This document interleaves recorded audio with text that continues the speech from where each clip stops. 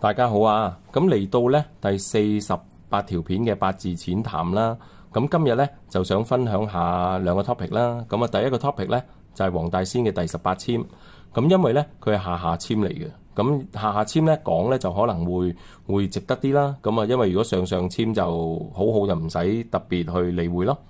咁第二呢就係中星嘅譚輝智啦。咁因為有朋友就 WhatsApp 我啦，咁就想講下佢，因為佢會開演唱會啊，同阿羅啟豪一齊。咁啊，略略又講一講啦。咁呢，如果喜歡今日呢條片呢，咁就可以訂閱啦、讚好、留言同埋分享。因為訂閱咗之後呢，可以睇翻之前嗰啲些少嘅教學片啦。咁啊，多謝晒先。咁啊，而家正式開始啦。咁呢，我哋睇睇嗰個本身嗰個籤文先啦。咁第18籤咁啊，下下籤嚟嘅。咁佢個籤文呢，就係話杜鵑啼血淚悲聲，聲怨傷寒夢乍驚，驚動異鄉為異客，客心更觸故園情。咁其實呢，呢一個4句嘅籤文呢，其實主要講就係一個古人叫做杜鵑泣血動客心啦。咁啊，杜鵑咁其實呢，杜鵑呢，咁相傳就係蜀帝啊杜宇所化嘅。咁其實以前啊有記載過啦。咁其實就係當七國稱王，咁淨係呢杜宇呢就稱帝。咁呢，佢就改咗個名叫望帝。咁後來呢，其實望帝呢就委派咗一個臣子，咁啊叫別冷，咁啊去巫山嗰度呢治水喎，咁啊成功咗。咁到翻嚟嘅時候呢，咁望帝呢就自己覺得自己個才德呢都唔及佢喎，咁就將個國家委託咗俾佢啦。咁啊自己呢就唔喺度啦，咁呢就化咗做叫子規啊，化為子規。咁我哋查呢，子規呢其實就係杜鵑嘅另一個名嚟嘅。咁其實呢，就係杜鵑，咁就係思念個國家啦，咁就喺度喊，咁啊眼淚咧就化成杜鵑花。咁啊其實咧即係話異鄉嘅客人咧喺夜晚黑咁啊聽見嗰個杜鵑嘅啼聲啦，咁啊更加觸景傷情，思念故鄉咁嘅意思。咁其實咧求到呢一支籤咧，其實就唔使太擔心嘅，但係就要小心謹慎，咁同埋就要控制自己情緒咯，咁啊可以逢化吉過到嘅。咁如果咧通常求到呢啲籤，佢會求今年會點啊？咁其實咧的確係比較反覆嘅，尤其是嗰個衝擊會大啲咧，會喺個春天同個秋天嘅。咁至於事業當然冇乜大起色啦，咁啊打份工啦，咁啊大好過做老闆噶啦。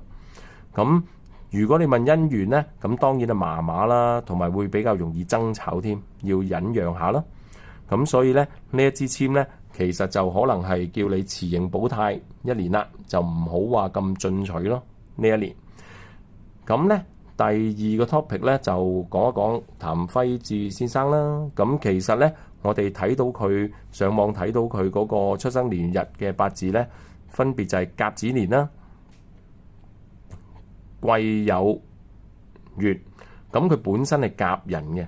咁其實呢，甲呢就係向上生噶嘛。咁佢其實呢都係好進取嘅，即係好想向上去生長，咁啊展現自己嘅能力啦。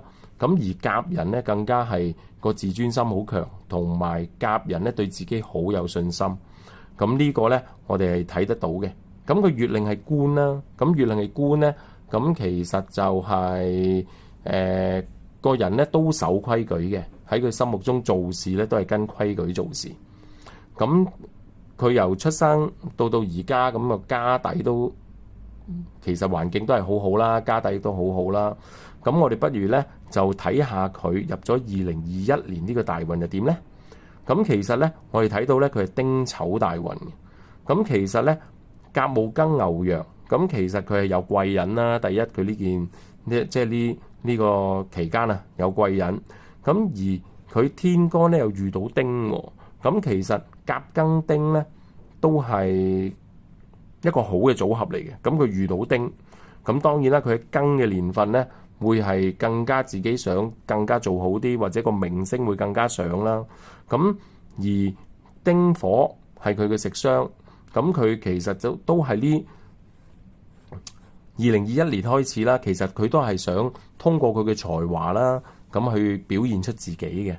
咁其實呢度我哋係睇到，咁嚟到啦2026啦，咁嚟到2026咧，其實就一柱食傷添。咁一柱食傷咧，佢嗰個發揮就更加大啦，因為佢本身係甲人嚟噶嘛。咁變咗咧，佢仲形成咗一個睇下先嗱，形成咗一個半火局啊。咁就係壬午啦，咁啊形成咗個半火局。咁即係話咧，佢發揮出嚟嘅嘢咧，其實今年咧都會好好進取、好犀利嘅，即係好想表現出嚟，表現到好多嘢俾大家睇。咁但係咧都有少少要留意嘅。咁其實午同丑就唔係好啱牙嘅。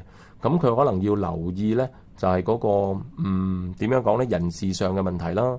咁如果佢真係不過到咗中年好聲音呢年紀，自己都識控制下噶啦。咁其實咧就個人事上要控制得比較好啲啦，即係人事關係上，咁可能會有少少出現問題。咁但係問題就唔大嘅，問題就唔算好大嘅，因為佢本身咧一柱食傷係佢嘅喜神啦。咁同埋佢今年咧有機會咧揾嘅錢都多咗嘅。